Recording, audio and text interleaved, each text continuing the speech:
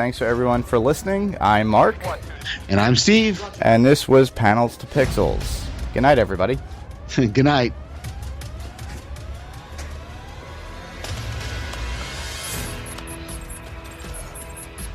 We're clear to proceed.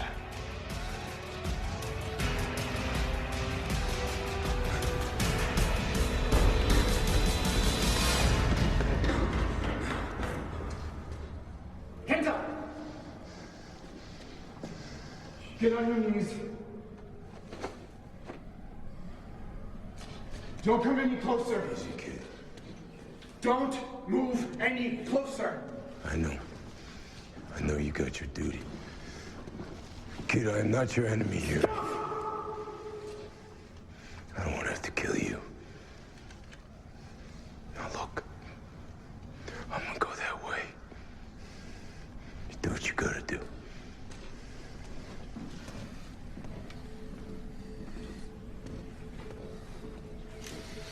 I said stop! Get on your knees right now! Do it! Kid. Get on your knees! Easy. Easy. Get on your knees! Easy. Now! Easy.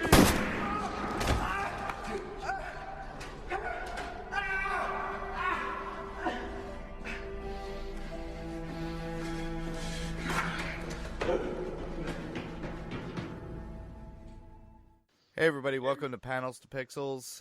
This is episode 7. We're continuing our episode views of the Punisher series. We're doing episode 7, Crosshairs. Tonight we have Steve Brown. Hey, everybody. I'm Steve. And again, we're looking at episode 7. And this was an interesting episode. I don't know about you, Mark. It was I mentioned in the last episode that it was kind of like episode 6 was kind of like a mid-season finale because we had a lot of things kind of close out and didn't really have any kind of to be continued moments, except I think I forgot to mention Lewis with O'Connor, because we're left with Lewis in the room with O'Connor and he's just knifed him. And then we cut away to the other storylines that kind of close out episode 6. And so when episode 7 opens up, we open right up with Lewis washing up after the murder of O'Connor. And he comes home and his dad is there. He's not expecting his dad to be there. And he's like shirtless and he's got a cut. And his dad seems almost cool about it. Like, I mean, he's kind of upset, but not really, doesn't want to. And what did you think about that, Mark? Did you think was his dad kind of scared of him at that moment or just worried for him? I think he was concerned. Like any parent, you're always concerned about your child. And he knew what his son had gone through overseas with the war and everything. And my feeling is, considering what I've seen from my parents or anybody else who is a parent that looks at their children that have gone through extremes, they're worried more or less for their child, not what the child is doing, but for their child themselves, whether they're in trouble or what they're going to do to themselves. So the one thing that was the concern of the father was, he kisses him, says he loves him, and then Sean goes downstairs, but at the last second he sees the gun in his back inside his pants. And that's one big clue, and you could see a little bit of fear and a little bit of concern with the father, but he doesn't say anything. He just lets Sean go downstairs and do his thing. But I didn't. Yeah, go ahead. No. Like I was gonna say, it's like you do see that later on, and he does convey that during the Muhammad Ali match that he was rewatching from like 1974. Yeah, I think it's interesting. I didn't pick up on that he noticed the gun. That was one of the things that I was really kind of struggled with, because that he didn't notice the gun. But if you think he did, that kind of changes a little bit. But he is a little on the nose about what's going on, because he does say, before he gives him, or as he's giving him the pills to let it help him sleep, he says, "I don't want you to hurt yourself or someone else." And so he's kind of on the nose about the fact that his son is struggling with this. So it was kind of nice to pick up there. I think that's the first time we've picked up a episode with a non-Micro or Frank cold open. I have to go back and rewatch them all, but I think that's the first time we've seen somebody besides one or the two of them in a cold open. The other thing we have going on in this episode is we have Micro and Frank are discussing this attack that Frank is gonna happen on this, or gonna attack this military compound where they have discovered the Colonel Bennett, who was the funeral director in Kandahar. They've discovered where he was. Micro's done his credit card checking, and he knows. We find out later in the episode what's going on, and obviously Micro already knows, because he kind of chuckles that he's going to be tied up or he's going to be busy, like that kind of thing. And they're discussing attacking this compound, and we almost get a moment of some animosity between Frank and Micro when Micro says something about don't let your blood get up and just kill him. And Frank's like, oh, is that how it is? Maybe you should do it. And yeah. I liked that moment though, when Micro gets very almost like a whipped puppy a little bit, but at the same time, he's also humbling and telling Frank, I know I can't do what you do. Yeah. I kind of love that line. Yeah. Same here. I that was the one thing that was a takeaway from that. Mm-hmm. To me, it's kind of like the, I don't know, the whole, if you watch him, cooking for Frank, it's kind of like the mother-son kind of talking to at making dinner. That's what I could equate from it, from my family being. It's like, it's like Frank being the obstinate child, and and Micro being the one trying to talk sense into him. And and it's a good relationship that they have, but the one thing that Micro understands and what Frank realizes is that they're there for each other. And at the end of that whole take back, when they're going back and forth, at the very end, you do realize they both understand that between themselves. They do respect each other at some point, and they do respect each other's callings as far as what Frank does and what Micro does. Exactly. Yeah, because I think Frank recognizes this is the episode where Frank kind of recognizes that he can't do what Micro does. Micro can't do what he does, but he can't do what Micro's doing either, with as far as tracking the guy down. And when he takes the cell phone in, and he's kind of he has to delay his attack. He can't just kill these guys in the room, because it has to go a certain amount of seconds so that Micro can get the information he needs off from Bennett's phone, which I thought was that was another interesting back and forth between the two of them later on. That fact that they realize that Bennett was being used as bait, but they knew that. Yeah. And so they kind of turned the tables on Rollins, the Agent Orange guy, because they find him. They find where he is. And Frank finally gets that moment when he has a chance to kill him and discovers that he's behind bulletproof glass, which that was another one of those things that was kind of interesting to me, the fact that they didn't know enough about this safe house. You would think that before he sent Frank in there, they would have had a better idea, unless they really didn't think. And this is kind of what I thought it actually is the answer to my question. They didn't think that Rollins was actually there. They thought they were just going to get another link into the chain to Rollins from that house. I mean, is that what you think, or what do you? That's what I thought too. Exactly. Yeah, because he looked surprised when he saw him through the sniper scope. Yeah, definitely. He was just like, "What the hell is he doing here?" Yeah. But. Yeah. The other thing we have going on in this episode is Madani realizes that her office is bugged. Oh, yeah. And that's another interesting exchange that I kind of went away kind of scratching my head a little bit And this kind of goes into my top. Actually, I'll just leave that for my top 5 when we get there.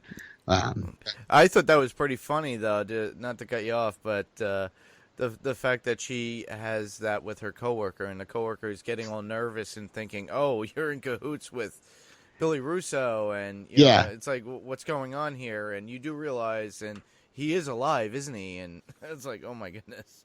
And then, and then she kind of conveys some sort of information in the hallway while they're talking to each other, and it's kind that of was interesting. Nice little buddy conversation between her and him. There was, before they discovered the bug, that they're out in the hallway, and he keeps saying, why are we not in your office? Like, I think 2 or 3 times he says, why aren't you in your office? And then they had that moment, and I thought it was so cool and I didn't put this in my top 5, but I probably should have, that moment of their partnership when they so smoothly go into the lie, or at least he realizes when the other guy is walking past, and she suddenly changes. She changed her tone. She changed her diction. She changed everything in the conversation too. And then he had his hand on my ass saying, "Oh, look, it's a perfect fit. Like we're still in the 70s." And he picked right up on it. And then when the guy is passed and out of earshot, they go right back into their conversation. I thought that was so cool, the way that was so smoothly done, and those 2 actors did that so well. It makes me wonder how many takes they had to do, or if it was really that smooth, just in one take. Yeah, it's something that fluid, just to be like, all right, let's move into this. How many times did they actually had to rehearse that? Yeah, because like I said, it didn't occur to me until like the second or third time watching it, but really she changes her tone, and everything just all of a sudden, and he follows suit. I thought that was a really kind of interesting scene, especially then when he asks, "Was that true? And what did you do?" And she's like, "Well, I broke his finger." And he's like, "Okay, good." So yeah, because he realized, okay, this is the truth. Yeah. You gotta love those things too, but and also when he starts off the conversation about how every pretty boy, meaning Billy Russo, exactly. And then brings up how he's like, "Oh, you're gonna sleep with him again?" Yeah. That's really good. And even when Russo is having his conversation with Rollins later on, there's a little bit of a back and forth with them, but I'll get into that in a minute. That whole situation too. It's just like, oh yeah, I'll sleep with her again. Yeah, exactly. Was there anything I've missed? Is that pretty? Well, there's also the end, but the stunning end where it's that, Frank takes the shot and it's not Morty, it's William at the window. Yeah. At first thought, when you see it hit the window and he's standing there, you're thinking he's getting shot in the head, and then it's not. It's bulletproof glass. And and he's just standing there looking, and then Frank just like kind of gathers up and leaves real quick. And that was the end. Yeah, that was another one of those curious scenes that kind of, and like I said, it kind of makes me wonder, like you said, and I think they didn't expect to see Rollins there. They didn't expect to see Agent Orange there, and so Frank is surprised, and he takes the one shot, and then all the lights come on, and I think what's interesting is we see something from Frank here that shows at least he's starting to get to where it's not totally about revenge. He understands that Micro wants to get back with his family, and in order to do that, they have to make they have to expose these people. You can't just kill them. And because if all it was killing, then he would have just kept shooting, because he would have known that, especially because the guy kept standing there, maybe the second or third bullet might have penetrated that glass. I don't know. I'm not a expert on bulletproof glass or anything, but it just seemed a little puzzling to me that, all the lights come on and Frank, here's the guy in front of him. This is the top guy. This is the guy that is in charge of, as far as he knows, the top guy in the operation. He's the guy that I ultimately want to get rid of, and he just packs up and books it out. So yeah, I thought that was a little strange, but at the same time, it shows that he wants to do more than just revenge. Yeah, exactly. There's something else going on in there, and it's Yeah. making Frank think, if you think about it, because why would he just up and run, and that's the person he wanted? And he did take a shot, and wasn't expecting, Agent Orange to be there, so. Right, exactly. It's just like, So- what the? Okay, that was the person I needed, but then he But I can't hightails it get out to there. What's up? Yeah. What's up with that? Yeah, and I can't get to him. So it's gonna be interesting to see. I don't remember. It's been so long now since I watched all of these. I don't remember exactly. I mean, I know how it ends, but I don't know exactly how we get to that point. Yeah. same here. And so it's going to be interesting to watch these next 8, 9, 10, 11, 12, 5 or 6 episodes Yeah. to see where they go from here. Yeah, that's this was quite an interesting episode, considering like you said before in the last episode, you were saying it was more or less like its mid-season finale, and then this would take up where it left off. But if you binge watch it, it's one straight whole through, Right. movie, and that would be the midpoint, kind of Yeah. your Empire Strikes Back between Jedi and New Hope. I did forget one thing that we and I started to put in my notes because I did remember what happens with this, but you mentioned the whole Muhammad Ali George Foreman fight, and I thought that was another really interesting scene between Lewis and his dad when they're watching that fight. Mm-hmm. And the first question he asks is, how old is this? And I think he said 74. Yep. And I mean, obviously, I was a kid. I was don't remember. But I've heard enough about that fight to know how important that was and how iconic that moment is. And so one of the things that he says there in that whole exchange that his dad says to him is he says, Ali changed his tactics, but Foreman didn't. And that's why Ali was able to win. And then we see Lewis at the hardware store, and he's buying all these things that at first we don't know what they are, and we don't know what they mean. And then when we see him back at O'Connor's house, I'm assuming he's in O'Connor's house because there's O'Connor's body wrapped in the shower curtain. Yeah. Over his shoulder, he's building something. And obviously, he's building something that is either some sort of explosive device or IED or something that we don't know what he's going to do with. But it's interesting that he's now changing his tactic kind of thing. But we don't know what his target is. Exactly. And then, when I watched that, it just kind of brought memories and thoughts of what happened in Boston with the kettle bombs and what those guys were making, and it seems so familiar in what it looked like, and it's so disturbing. Yeah. It's like putting all those screws, bolts, and anything metal, and then putting plastique or homemade plastique, because Right. it looked like you had gunpowder inside there with a timer and something that would trigger it. And then he had all this other stuff. Now, mind you, I would never know how to make anything of this, but I knew what it was when he was making it, and I was Right. And I'm the same way. I wouldn't know how to put something like that together, but I can see the different implements and go, oh, I know how eventually, I know what the end product of these implements are. Yeah, You and it was just like, oh no, that's not good. Yeah. Because you don't know if it's for the good or for the bad, because his mind is so far gone and it's pushed. Yeah. So and there's nobody really there to watch him except his father at this point, because Billy has kind of dropped his thought of trying to help him or keep him in the program anymore. He Right. just tossed him. And we didn't get to see Curtis. We didn't get to see Curtis this episode, so we don't know what Curtis is doing either. So Yeah, a lot of this had some interesting aspects to the episode and a lot of disturbing stuff, and then a lot of curious stuff, in my opinion, like with Frank. And then and more inquisitive based upon Frank and Micro and how they interact with one another.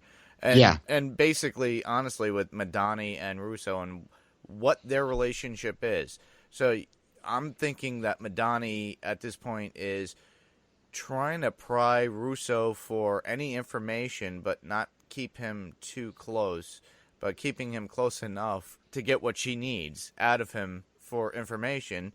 And then he's just there going, "Oh, I'm just there having a good time." Right. You know? Right. And she doesn't know what we know, that he's working with Rollins. You know, she doesn't know that. So she thinks that she's simply using him for information about Frank. She doesn't know that he's actually working it because he wants to kill Frank.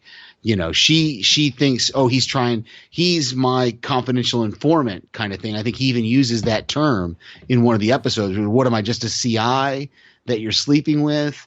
Something like that. So I think I said that in the last episode, is they're kind of both working each other. And that's what actually let's so this is kind of goes right into a couple of my top fives. So It's okay. yeah. We'll get into that soon, but go ahead.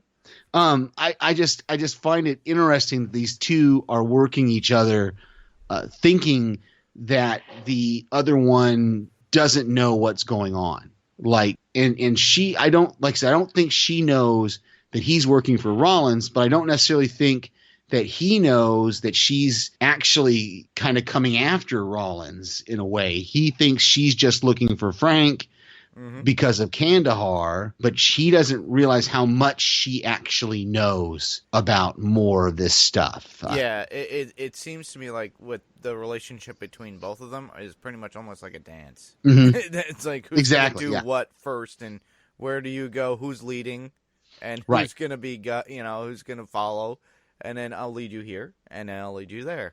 So it's kind of an interesting turn of events with that whole relationship. So with that, we should get to our top 5. Let's do that. So my number 5 is Frank's Code. We've talked a little bit about this before, but we keep saying that we don't really understand it, and I think we get to see a piece of it here when he's discussing with Micro this attack on the compound where Bennett is being held, and it's a military base, or it's a military compound, and he says, I'm going to have to go up against soldiers, and Micro says something about don't kill, and then we have that scene in the tunnel where he shoots the guy, I think in the shoulder, he shoots the soldier, and then he comes back and gets in the van and he says, it's easier killing people. It's easier to just kill people. And so we get to see this code, but then he also realizes that these soldiers are loyal to a guy who they don't know what he was doing over in Kandahar. They don't know that he's a sleazebag drug smuggler, whether he was being forced to do it by Rollins and whoever or not. He still was making money off from shipping drugs in the bodies of dead soldiers. And these guys are protecting him, but they don't know what he had done. They just know our mission is to protect this guy.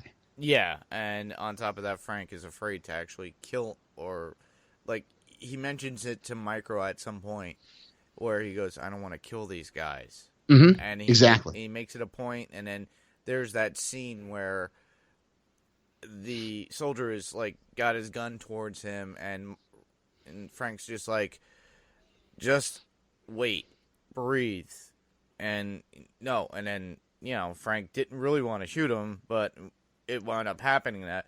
But normally with Frank, he would just turn around and just start shooting and not care. Right. So Exactly. Yeah, and to me that was a very pivotal, scene as far Yes. as like who he has started to become. Before Right. it was like shoot first, think last. Right. It's like I'm gonna shoot you first, and what happened? It's like he realizes that these guys are on a mission, but they don't know what their mission is. Exactly what you were stating Right. before. So it's really good for the fact that you actually see Frank's progression and understanding, and then Micro's influence on him too.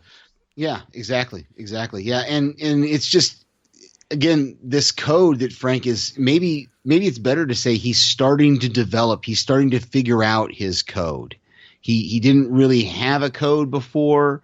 He's starting to figure out this code. He's starting to figure out that there's a gray area. It's not just black and white. Yeah. Yeah. My feeling was that too, but I think he always knew what was right and what was wrong. But now it's just somebody else that's influencing him in the right way. Maybe it's because his wife always grounded him and his kids always grounded him to being good when he was overseas.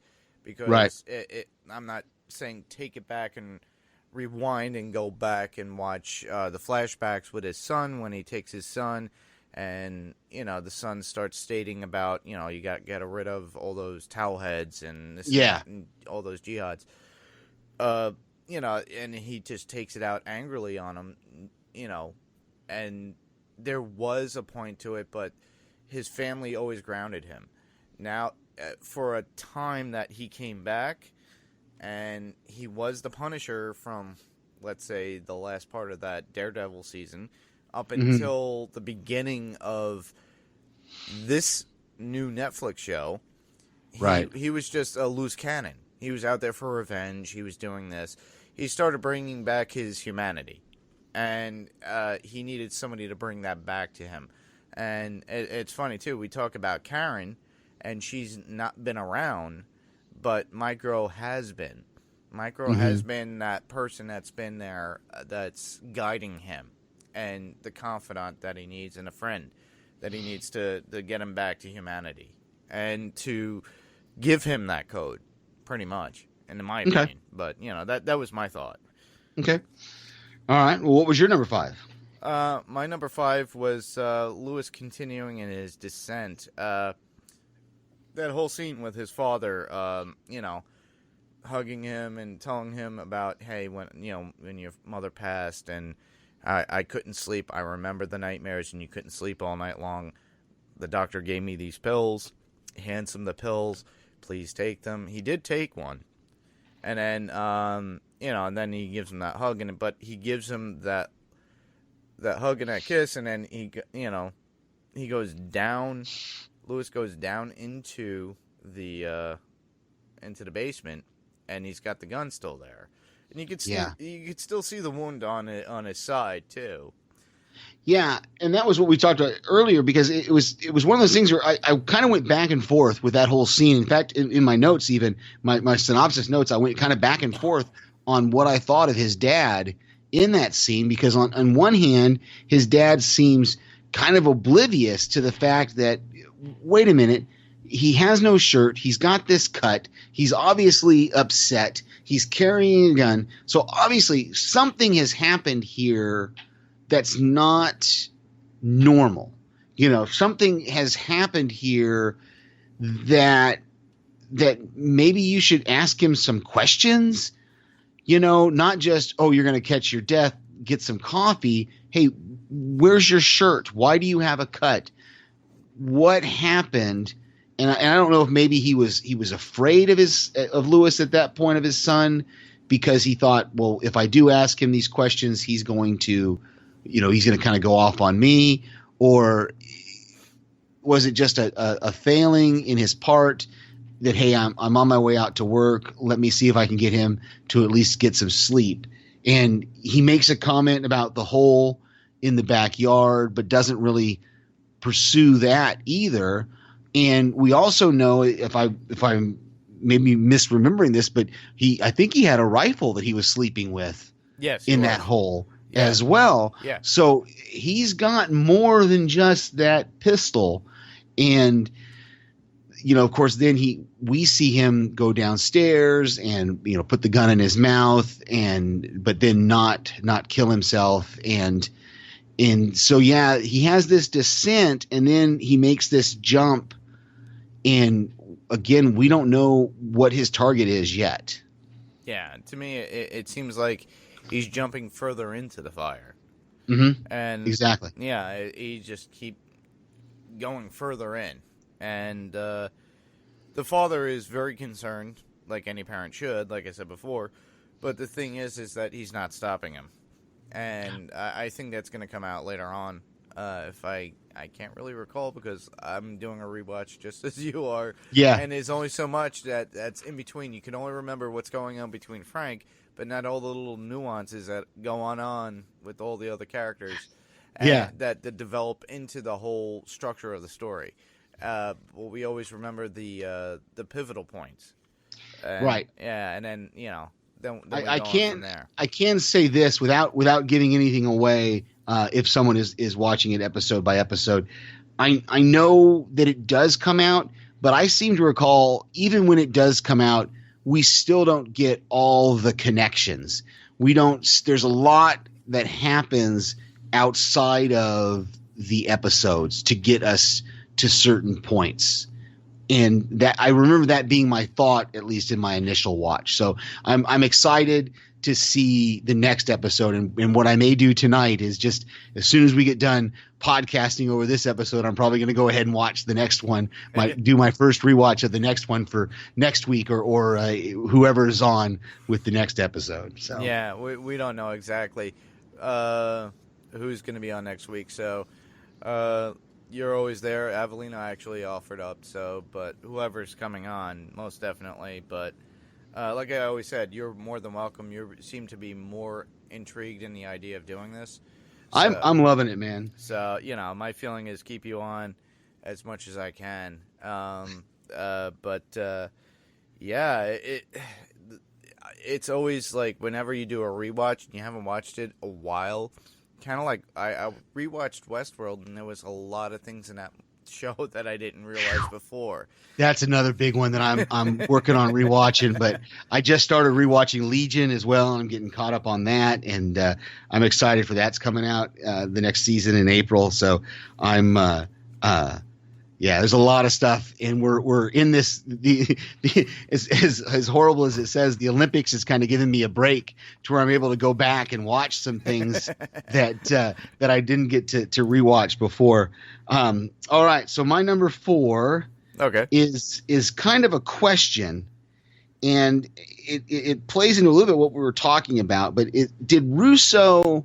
Does he know that Madani's office is bugged? Because, and here's my thinking on it, if I can try to articulate this well. If he didn't know, that means that Rollins kept it from him. And if he did know, that means he kind of gave it away when he walks out of her office and says something about anybody could be listening or nobody. I think he says something like, well, we can say whatever we want. Nobody's listening. And that's I think that's what he says, and that's the phrase that kind of sets her idea about the office may be bugged. So if he did know, he just gave it away by that offhanded remark. But he also says to Rollins says, "Have you met with Madani?" And he says, I met with her.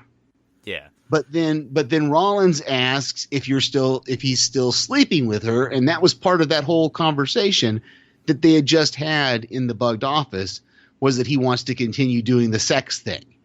They're using euphemisms for it, and then as he's walking out the door, I'm talking about the sex thing, right? And she's like, yes, I know you're talking about the sex thing. So I went back and forth on this. Did he know the office is bugged? Does he not know? Does he? I'm just not sure.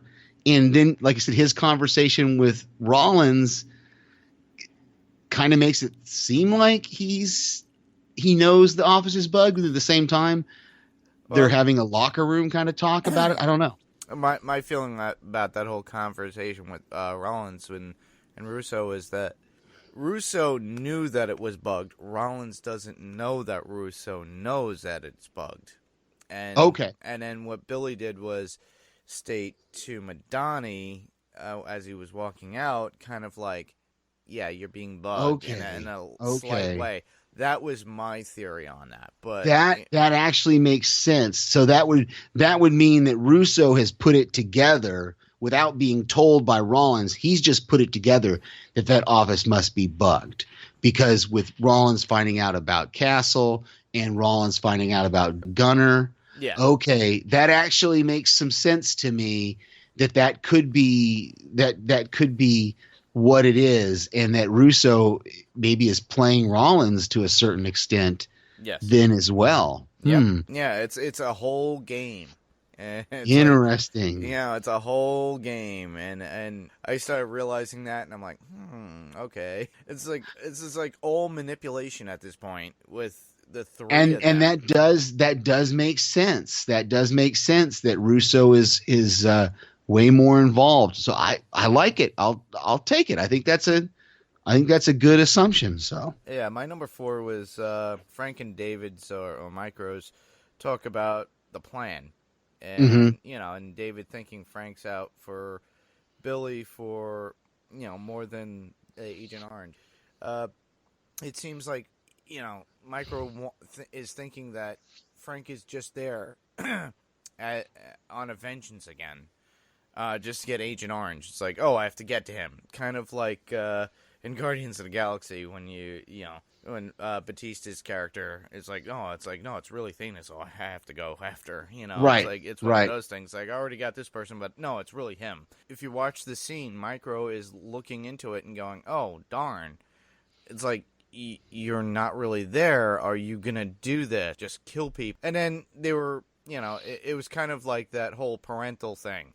He was making him dinner. If he was dicing up the onions and mashing it up, making, nice pasta and all that good stuff. And they're having that conversation, and then Frank comes around, and, they had that exchange about, Frank being a little defensive. It's like, oh, well, do you want to go in there? Do you want to do what I do? And then, like you were saying before, David's like, no, I can't do what you do.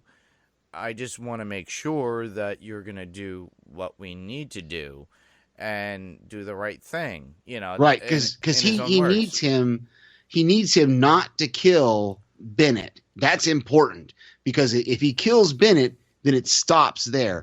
But they need him to not kill Bennett so that Bennett will take them to the next step, the next level.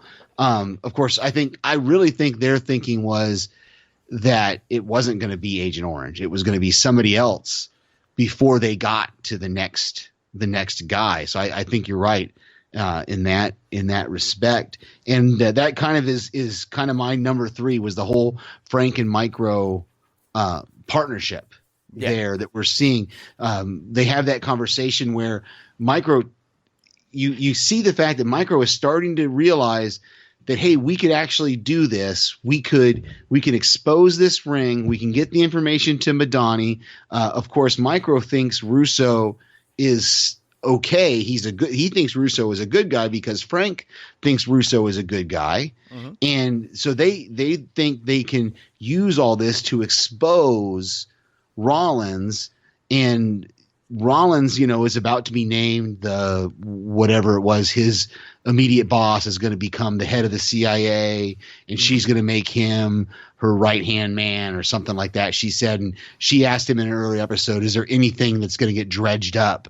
And that's really where all this is kind of going, is try to cover up all the stuff that happened in Kandahar. And so Micro is starting to see, we can expose all this, get these guys out in the open, and then I can return home. And he says they have that whole conversation about, he says, what am I going to do? Am I just going to walk up to the door and go, here I am, I'm alive? And how are they going to react to that? And I thought it was really interesting, too, when Frank gave him the whole speech about don't tell her about the cameras. And then Micro makes a curious question. He goes, oh, you know about the cameras?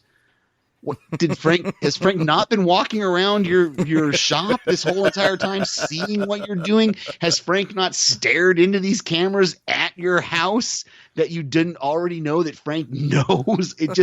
That was a weird, I don't know if maybe they filmed it out of order and edited, because I've praised them for their editing before, but I don't know if that particular scene maybe got edited in from somewhere, but it just seemed a little weird that he's like, oh, you know about the cameras? Of Of course he knows It's about the camera. you know. But then, like I said, he makes a point to tell Micro, don't tell her about the cameras because she'll cut your nuts off, or something like that he says. So, I love that was your number 4, because like I said, that goes right into my number 3 is their whole partnership, that discussion about killing, that discussion about the fact that Micro says, I've not killed anyone. And that was another one of those interesting talks that you rarely see that in these shows, because we normally, as viewers, we only see the operator side of it. If you watch the TV show Taken, that's what they keep calling these guys like Frank. They're the operator. And you only see that side of it. You don't see the side of it of the other person, the person who's not the operator, who's handling the operator, not actually getting their hands dirty. And yeah, like the operatives. If you think about it, like James Bond or things like that, they always have somebody that's following them, giving them information and things exactly. like that. Yeah. All right, yeah, that was cool. So that was my number 3. So what was your number 3? The funny bit with Frank's intrusion with the dominatrix and Morty. I just don't get that. I'll do a sidebar on that one. I don't get that whole. I don't like pain. The last thing I want is for somebody to be hurting me, but that's a whole another thing. Yeah. But go ahead. No, I just thought it was humorous. I'm like, oh my god, the first thing that you do is he winds up showing up and he's in the middle of getting beat up and having fun with it. And now, mind you, it's like Frank's ready there to do some pain for his own. Yeah. And I thought that whole scene is just it's just weird when they're sitting down at dinner and you just think, oh, okay, and we don't know that she's really an escort or a call girl, whatever she was at that point. We know that Micro has said he entertains on this night, and then Micro made that little joke about he's going to be tied up or something like that. And we see them at the dinner table, and they're having what seems to be a normal, polite conversation over dinner. And then she just pours out the champagne, and he gets on hands and knees and starts licking it up. And I'm just like, what is going on? Well, you need that sort of levity, at least, I guess, in these shows at times. And it's usually adult levity. You're not going to let a little kid watch this. But right. I found it humorous in the sense of like, oh my God, really? I don't go into that, but oh my God. It's just funny watching it. Yeah, at the very end of that, though, it's like Billy wound up hitting Frank in the end. Yeah. And he winds up, getting shot. And yeah, that's another one of those interesting things that I think what we find out I don't want to jump too far ahead. There's a point where Frank starts to realize that Russo may be more involved in this than he thought, because he's starting to meet these commandos that are trained just as well as he is. And that fight was a little interesting. And then the fact that we talked about Frank's code earlier, but one of the things he did in that tunnel, and I don't know if it was maybe to try to get the kid's trust or what, but he takes his mask off. He had the ski mask on, and he takes it off before the kid, starts to threaten to shoot him. So I think he was trying to give the kid a chance to back off and yeah.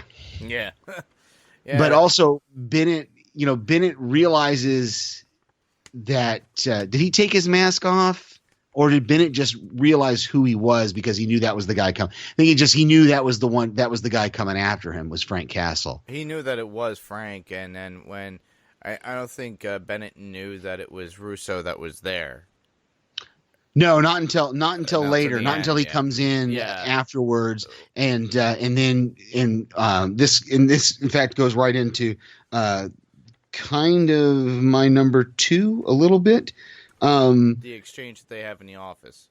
Yeah, the exchange they have in the office, and just the fact that whole plan to track Rollins worked, like that or to track Bennett, it actually worked. Like you would think if and the only reason I put in my notes that whole thing worked, the whole syncing up of the cell phones so they could track Bennett's cell phone to get to the next level, is because they don't realize, or they don't know, that Frank is working with some sort of tech savvy person. Because otherwise that would have been their first thought when Frank just hightails it out of there, that they go, okay, maybe he planted a bug or he did something, and then not have that contact, not let Bennett bring his phone or something like that. You think they would have realized, because the girl is the one who announces he's here, and that's when Bennett realizes that he was being strung out as bait, which I thought was interesting, that the last episode 6, was titled The Judas Goat, and they talked about how they use a goat to lead the sheep to slaughter, and Bennett actually says, "You had me trussed up like a goat." And I thought that was interesting that he used that same terminology when he was talking, or Bennett said he was trussed up like a goat. They had him out bait as bait. So I thought that whole exchange there in the office when he got mad, and I don't know about you, but as soon as Rollins, Agent Orange, started talking about, it's finally time for you to retire, I knew he was dead. There was no way. They're not gonna let you go to Costa Rica with all your money. Come on. Okay. You've already shown yourself to have these proclivities, and that somebody's gonna be able to get to you. So yeah, you're a dead man. So I think that went right in. You're gonna get dead. Yeah, exactly. And he's so surprised when he turns over the covers of the bed and he sees the woman there and her throat is slit, and he's like, "What is this?" And we get to see Russo's fancy little knife, and I thought that was interesting. And we're gonna have to see. I don't remember if they talk about it in the next episode or not, but. You would think that would be a kind of a scene where Russo would want to set up like maybe a murder-suicide kind of thing, and not leave it open to suggestion. So I don't remember how that whole scene, how that plays out, or if they even talk about it in future episodes. But that surprised me a little bit, that Russo didn't like shoot him in the head with his own gun, or something of that nature. So really, my number 2 was just the whole thing with Bennett and how they were going to track him to get to the next guy, and just the fact that it worked, and then how that all played into everything else. So yeah. All right. So I guess that goes to my number 2, huh? Your number 2. Yep. That would be Billy taking out Morty, Mr. Bennett. Yeah. That was kind of like, you kind of predicted it yourself with what you were just saying. It's like, as soon as you open your mouth, you're retired. Yep. Well, Billy just retired you. But the thing is within the same instant and at that same moment, which goes to my number 1, you got Agent Orange at the window. Just after that, within the same house. The fact that, Billy just comes out and just takes out Morty. Like, enough said, done. And that's it. Now we have... Well, was that in the house? Were they in the same house that Frank had tracked them to, or I think he had taken Morty to a separate location, and just they had tracked Bennett's phone to that house, because remember they have that whole discussion about the fact that that's a CIA. Micro says that's a CIA safe house. I don't know anything about it. That's what it was. That's why Frank was there with the sniper rifle. Because he says I need some. I think he said he needed some reconnaissance of it, or something of that nature. And so I don't think that's where Morty was killed. I think because remember he said Russo's going to take you to another location where you'll wait until we can get you out of the country. And then remember they walk into the hotel room and Morty says, "I hope I'm not in here too long because this wallpaper is going to make me want to kill myself," or something like that. And yeah, you're right. Yeah. So I think they were at a totally separate location when that whole thing occurred. But it is interesting that we're seeing, and this plays directly into well, not directly. This plays into one of my notes, actually, not my number one, but just the idea of how deep into this Russo is. Yeah.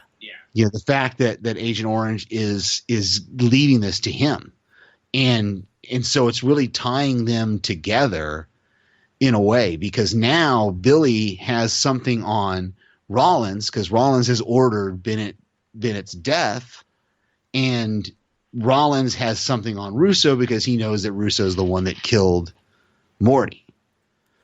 Which also paints a larger target onto Billy now. Exactly. If you think about it, it's just like it's all adding up, and Frank's like, well, I have to take out Billy now.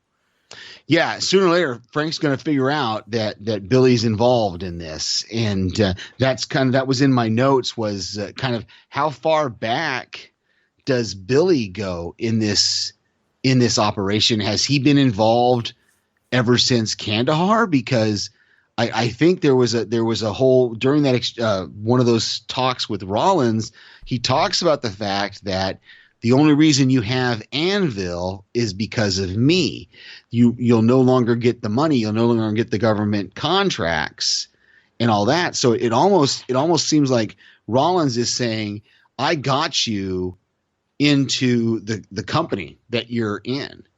And so it makes me wonder if Billy was involved all the way back to Kandahar. My number one was we've talked extensively about him, but my number one was Lewis's dad. Just the fact that it really seems like he really wants to help his son, but he can't. He doesn't know how to help him. He doesn't know what to do to help him. You know, he gives him those pills, and even though he knows that's not the answer, giving him his prescription of pills from however many years ago it was, or whenever it was before that the mother passed away, but he's trying to help. He just doesn't know how. And that was kind of my number one. He actually tries to explain that to him during the fight. He goes, I don't know how to help you. Yeah. I'm here. Basically, right. In a nutshell, is what he's saying is, I'm here. Even Lewis was like, what is fighting and this and that and the other? And then they were trying to Lewis was trying to say, well, the only benefit to this is you see your opponent in front of you that you have to kill. Right. Yeah. He says, I admire the fighter because he's got the one mission and that's it. And that's the only thing he's got to worry about. He doesn't have all these other things. To fear that he doesn't know who he's going to have to kill or anything like that. Yeah. And it was the one thing that sparked in his father that stated, look, I don't know how to help you. And it's a parent's fear and a fear in general saying, well, how do I help you before you destroy me? You know, it's one of those things.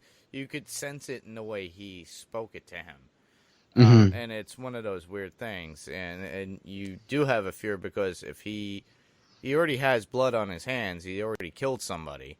Right. And that opposed him because the fact that in his mind that they were lying.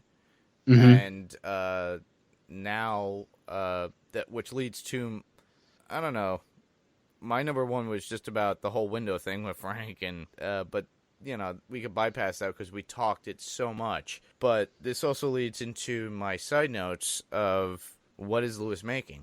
That bomb. What is it going to do? Where are we going with? These are all small nodes in the actual episodes that happen with different other characters that become a part of the show itself that bring Frank into the mix.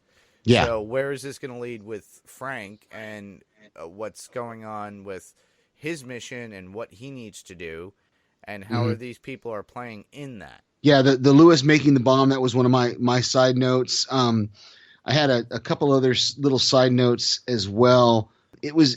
This was, and after I didn't think about it until about the third watch, this was one of the shorter episodes, depending on what time frame you look at. It's about 48 or 49 minutes. Yeah. including the opening and closing credits. Whereas the other episodes, a lot of the other episodes have been like 51, 55 or so minutes. So they packed a lot into a short amount of time in this episode that I thought was interesting. It just caught my eye that it was, when it was over, I was just like, oh, it's already done. Like he shoots, like we talked a lot about the window, but he shoots the window and it goes right to black, and you're just like, or the lights come on, he runs off, and that's the end of the episode. And I'm like, what?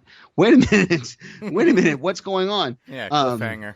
Yeah, so that was interesting. I don't know if we've seen before the fact that Lewis drives a taxi.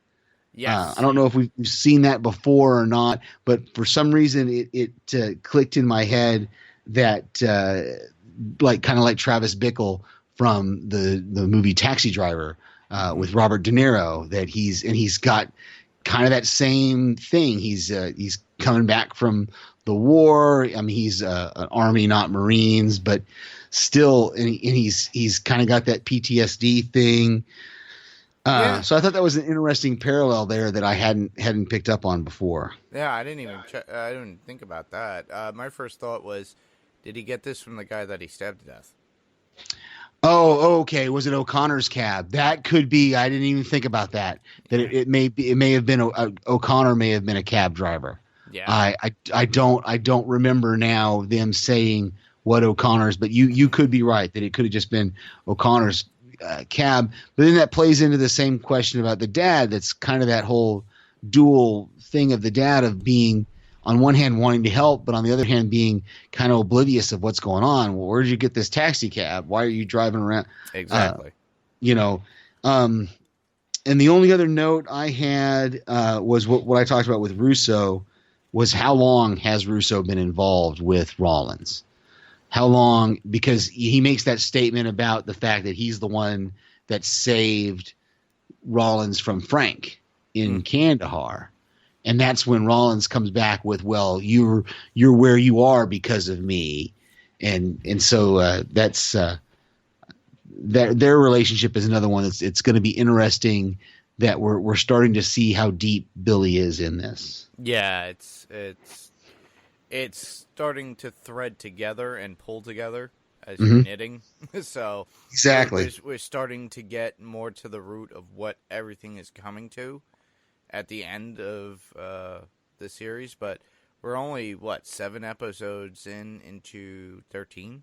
So Yeah, exactly. There's still 6 or 7 episodes left here that they've got a lot, and that's where it's going to be interesting to see. Like you said, we went from this mid-season finale where a lot of things kind of closed up, but the same thing, a lot of things opened, and then this episode we have a whole bunch more things opening up. We have the Lewis storyline kind of opening up to a wider range, but also so we want to see how that's going to intertwine back into our main story. But we also have these other little things. We have Russo, we have Frank, we have kind of Frank's code developing here. So we have a lot of these little sub stories that are starting to come together and intertwine back to the major thing. We didn't see Curtis this episode. We didn't see Micro's family in this episode either. So those are 2 subplot threads that we still got to see where the story takes them. We know that Madani has uncovered this bug. How is she and her partner going to use that to their advantage going forward? Are they going to try to use it to their advantage going forward? What are they going to do in this? So we've opened up a whole lot more of the story going forward to these last 6 or 7 episodes. Yeah, the writer seems to be. They all seem to be very good at this particular show.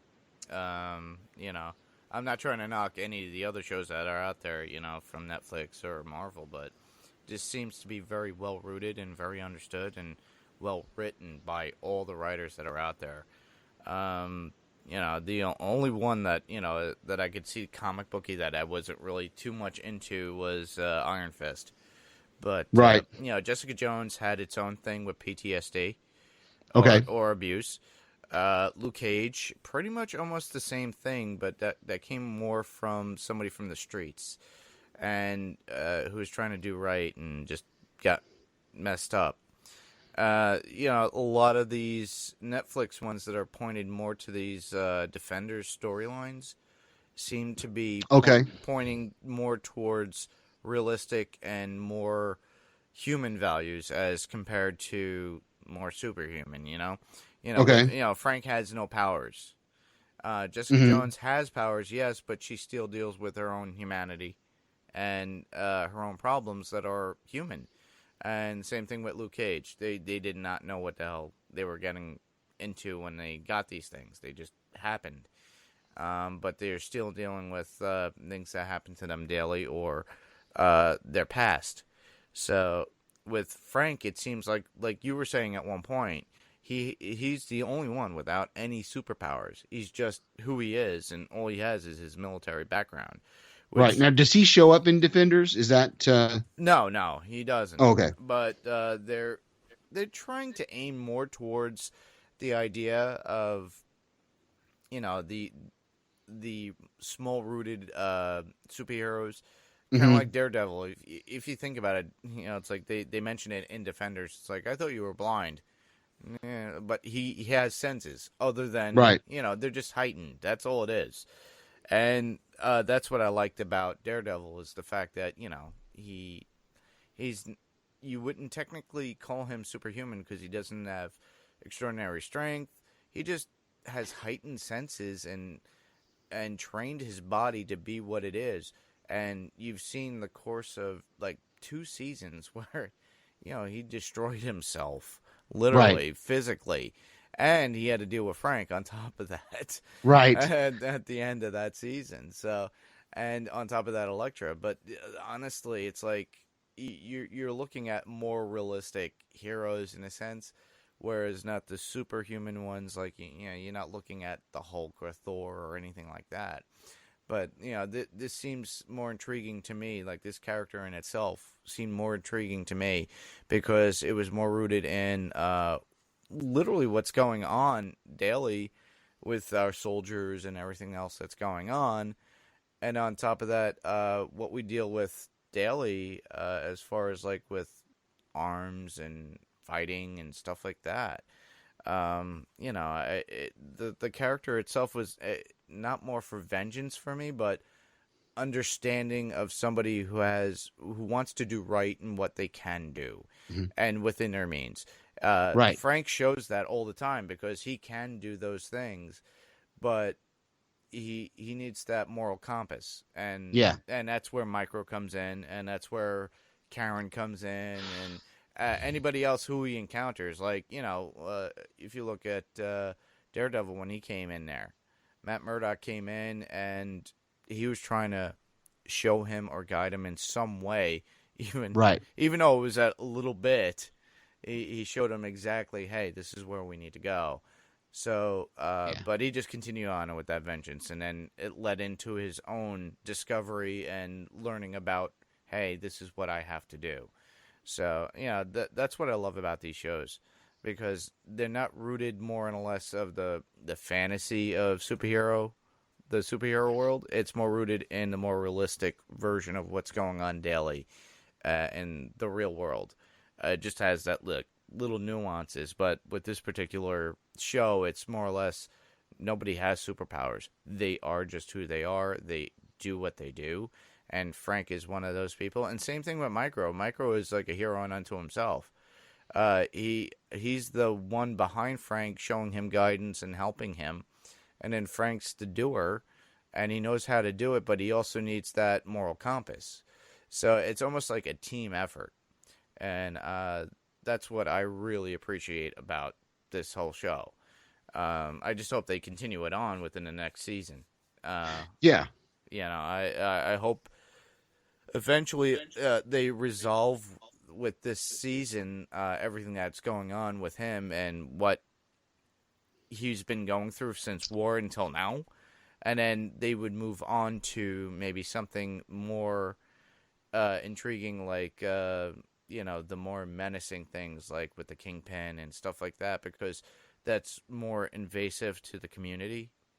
So Right, or give him more of a like the Punisher from the comic books. Give him more of a uh, one, like each episode he would deal with a different threat, yes, a different, like there'd be, I don't want to say a serial killer because that would take more investigative type stuff. But like if you've got a gang of robbers that are robbing and killing people, in a city somewhere, he'll go there and track them down and take them out, or if you've got some, he keeps track of some trial thing where some guy gets off on a technicality, and then he's got to swoop in and sort of find the proof for himself, not necessarily legally for the law, but find For the proof himself. for himself, Yeah. and then get mete out justice that way, Punisher style. Or they may give him one big bad, like you said, like the Kingpin, or like some mobster, or somebody who he can then work his way up to through the ranks, kind of like what Daredevil did with Kingpin. yeah, more so well, kind of like almost the if you think about it, the more episodic. The way you were talking about it, it's almost similar to what, if you remember, the Incredible Hulk with Bill Bixby and Lou Ferrigno Right. back in the day. Each episode was different, and David Banner went from place to place, and then obviously he had the Hulk, but they Right. they righted a wrong that was going on within a situation. It wasn't Exactly. he wasn't going against the Abomination or anything like supernatural or anything like Right. that all the time. It was all just something local or realistic. Yeah, But- I'd like to see that. I'd like to see him, or they could even, tackle some sort of social justice kind of issue, or something. I don't know.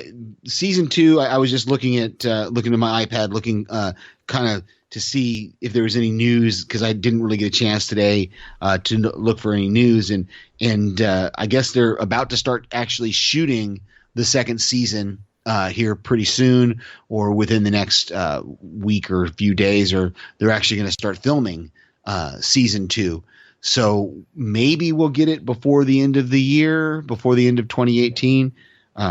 We'll see, but it's going to be interesting to see where they take the character, and whether these other shows, I don't know about Jessica Jones and Defenders and Luke Cage, if they've been picked up for. Well, I could say this: Jessica Jones is coming out soon.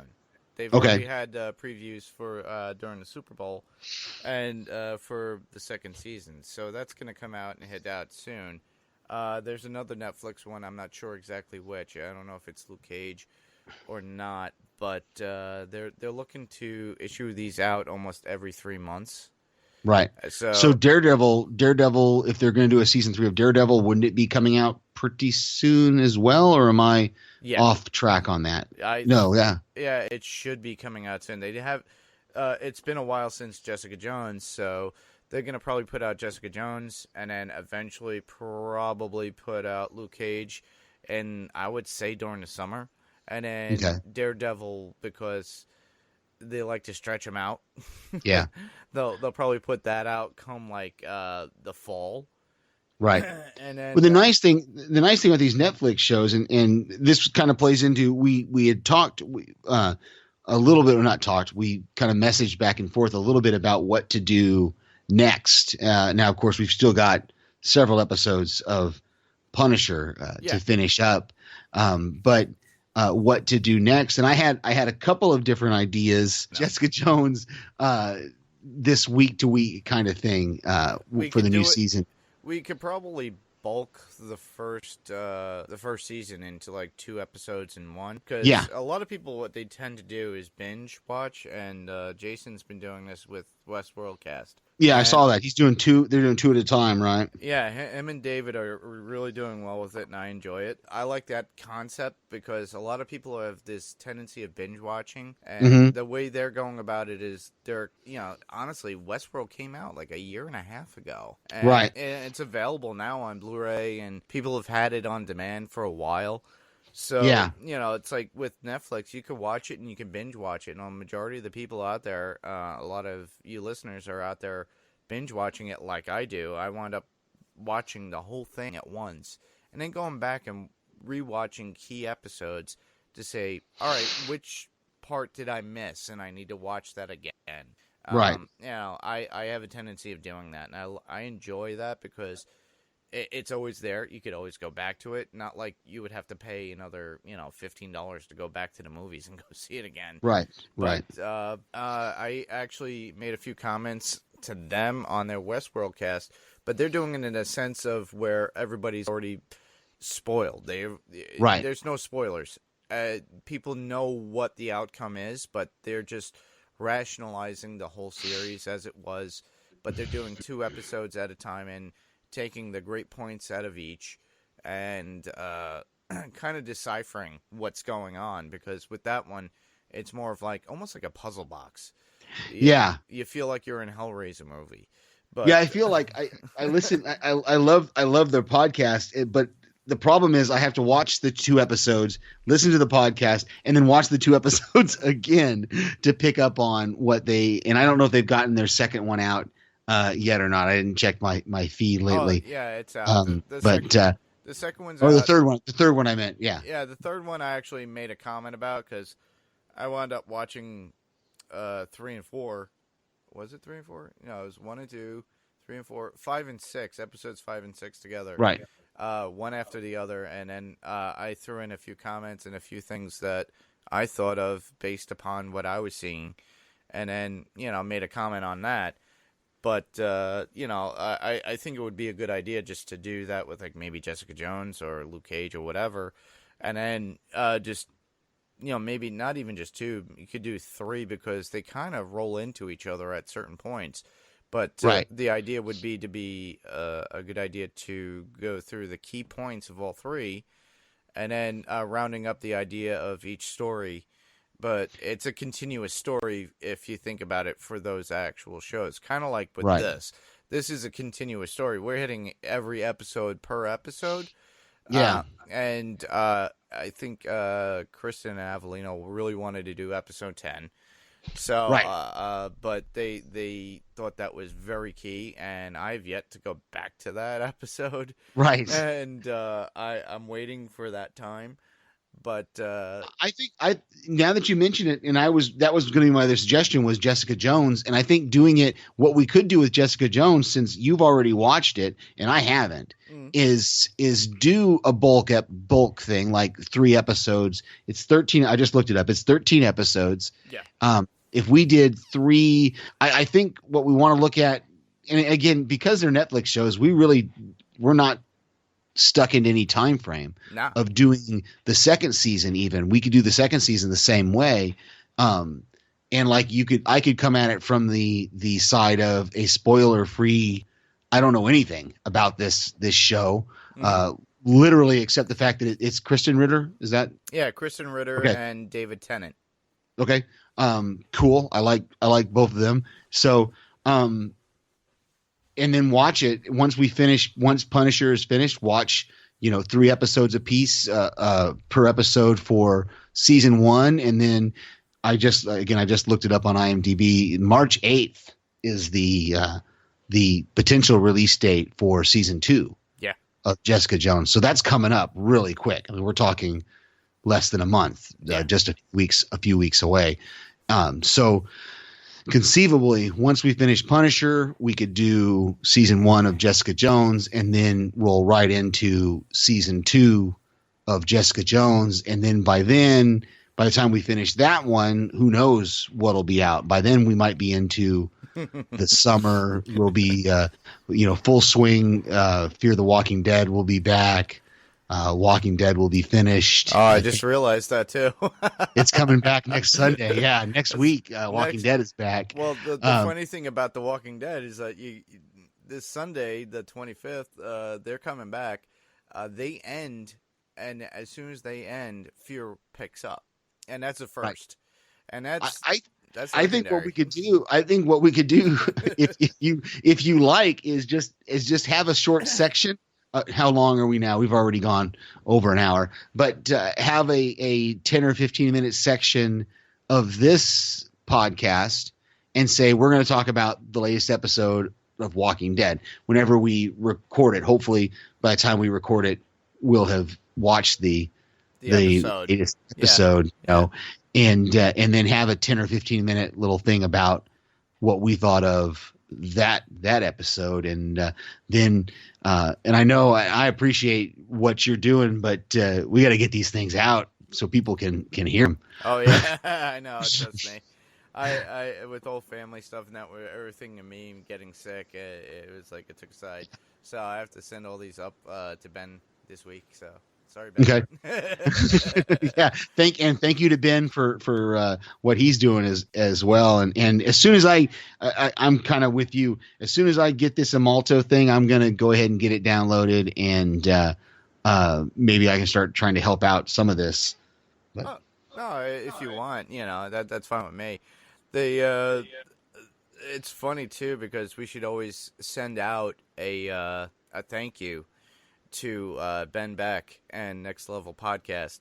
Without them, this podcast wouldn't be. So we got to Absolutely. thank Ben for this, and thank you, Ben, for having us on. We love doing these things. As Steve would tell you, and Steve, you're here, you could say thank you as well. yes, thank you to Ben Beck and Next Level Podcast. I'm amazed at what you guys do. I'm kind of like, I think I heard Rima on a recent episode of their podcast bring up the fact that she doesn't do anything with the episodes, that Sean does a bunch of stuff with it. She appreciates, and I appreciate everything that you do with these episodes, and I appreciate Ben and what his people do to get these podcasts out, because I love it. And I look forward to hearing it and to telling my friends about it, and hopefully they can start picking it up and not criticize me too bad. No, well, it's funny too because Black Panther came out, and eventually I wanted to get to that, and I asked Kristen recently if she wanted to do something like that, but we never got to that. So Yeah. Everybody out there, go see Black Panther. It's definitely a good watch. I'm hoping it gets some sort of Academy nod or something, because the costumes were great. The CG didn't floor me, but the story was actually really good. There was a few things that I didn't like about it, but I accepted it because it's Marvel, and it was very well written based upon the context of people of that culture. And Okay. I really enjoyed it. I'm just glad that it was a majority of a black cast. Right. It's like, thank goodness we have something out there that's not predominantly a white cast. Right. And honestly, I was just loving it. I look forward to seeing it.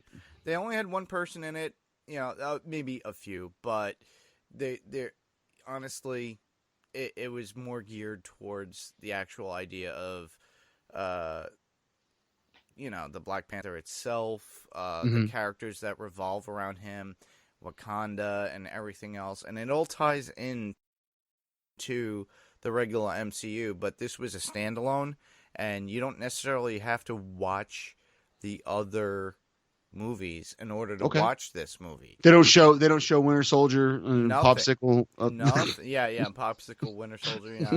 No, you have to wait till the very end credits to see anything that could be spoilery for you for the next movie, but that's all it is. It just gears up and explains. It doesn't even really explain anything. It just shows you something to tease you for the next film that's coming out, but it's not even that much. But Nice. you could literally just walk in, never seen a Marvel film, and then enjoy it. And Yeah. then to me, for anybody who's of that culture, or anybody who's of black descent would love this. It's that culture's new hero. And I'm hoping they bring out more. They're looking to do a Spawn movie, which to me, honestly, I would want to see in a heartbeat again. The first one was a good try at doing it, having a black superhero. But now, and then we've had Blade. We had Blade 3 times. Holy crap! and then, my next thought would be Moon Knight. Moon Knight would be perfect, and then I would love a Moon Knight. And I know that the later Moon Knight was a black guy, but I just like that whole concept of the original Moon Knight being kind of a master of disguise and doing all those different characters and different people that he did, and kind of the idea of the detective's confidential informant is the detective pretending to be somebody else was a novel concept. I mean, I think he had, what was it, 2 or 3 different characters he did. He had this, he would do his makeup and do like a bum who carried his own tea bag around and would walk into the diner and just get hot water and then use the same tea bag over and over again. Yeah. And I remember that comic and really enjoying the idea of a Batman kind of detective character who was his own CI. He was maneuvering in those underworld circles as himself, or as a schizophrenic, or whatever he was. Yeah.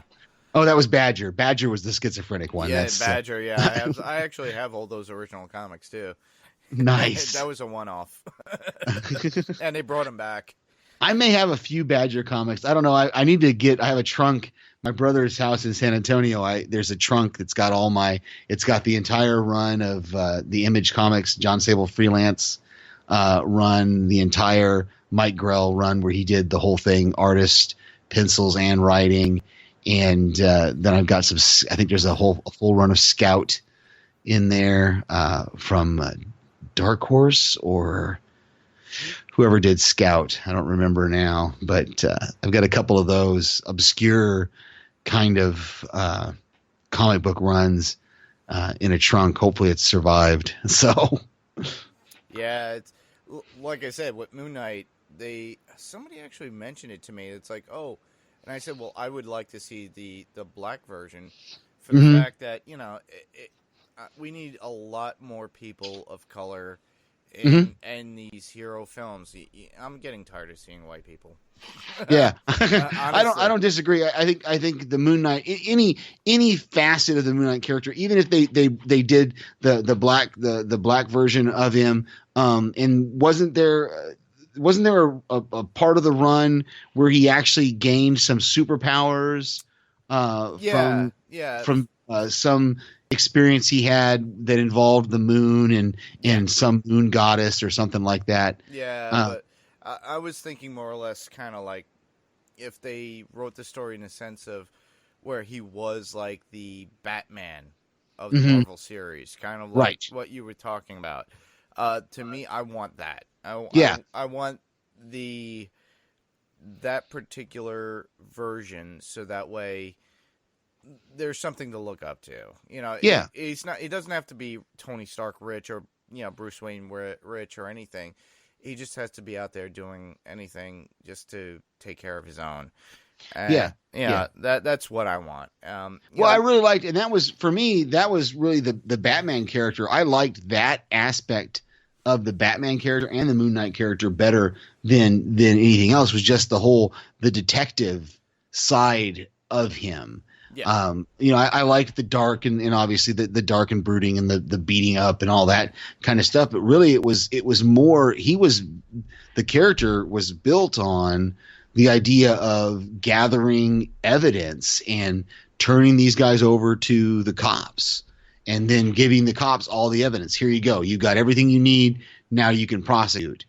I always liked that kind of idea, that he was a detective first, and then he was kind of the Dark Avenger after that. And I think the some of the movies have kind of turned that around to where he's the Dark Avenger first, and then he has the detective aspect. So. Yeah. Well, yeah, the Ben Affleck version. Yeah. Yeah, for a while it was just beat him up. I put him in prison, and Mhm. you know, and the next thing it turned to Vindication, where he was, sentencing them to pretty much death when branding them and stuff like that. Yeah. But that's the new series, and I think they're trying to stray away from that idea at this point. They're trying to make the Bat not so menacing. But Right. honestly, I hope Ben Affleck stays with the series to some degree. He did sign on, but I thought Justice League was okay. A lot of people hated I still it. need to watch it. So Yeah, a lot of people hated it.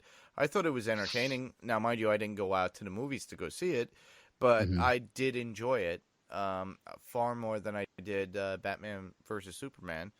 And I'm not a DC fan by far in any way, shape, or means, but I Right. do enjoy and I like the characters. I always liked Batman. I always would watch the animated series. I would always watch the Superman animated series, and just like Spider-Man and stuff like that. But my feeling is that with DC, they, like I always say this, they fall short in the film aspect, but the TV series they do well. yeah. And Yeah. I haven't watched Gotham. That's the only one that I don't watch, other than Arrow. And Arrow I'll watch on occasion.